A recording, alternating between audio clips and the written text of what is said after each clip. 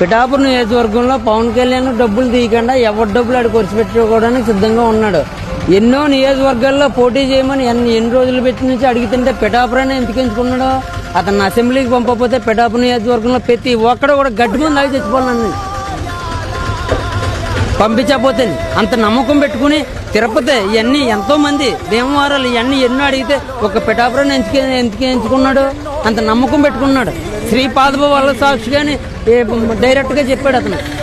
ఎత్తేయండి లేతే లేదు. ఇప్పుడు నెగ్గించకపోతే జీవితంలో పిఠాపురం నెగ్గకపోతే పవన్ కళ్యాణే కాదు నా ఓటు ఎప్పుడు కూడా నా ఫ్యామిలీ ఓట్లు అన్నీ కూడా నోటాకే పడతాయి. అతను చాలా మంది ఈ ప్రశ్న కూడా వచ్చింది, ఆయన ఇక్కడ ఉండడు కదా ఏదో ఏటని. కానీ మా ఉద్దేశం ఏంటంటే ఇక్కడ ఉన్నా కూడా ఏమీ చేయట్లేదు గ్రామాలకి. ఎన్ని గ్రామాలు ఉన్నాయో నియోజకవర్గంలో ఎవరికీ తెలియదు. ఇప్పటికే ఒక పెన్నుందరబాబు గారిది కొవ్వూరు, వంగ గీత గారు కాకినాడ, ఈ టైప్ లో వాళ్ళు వస్తున్నారు. ఇప్పుడు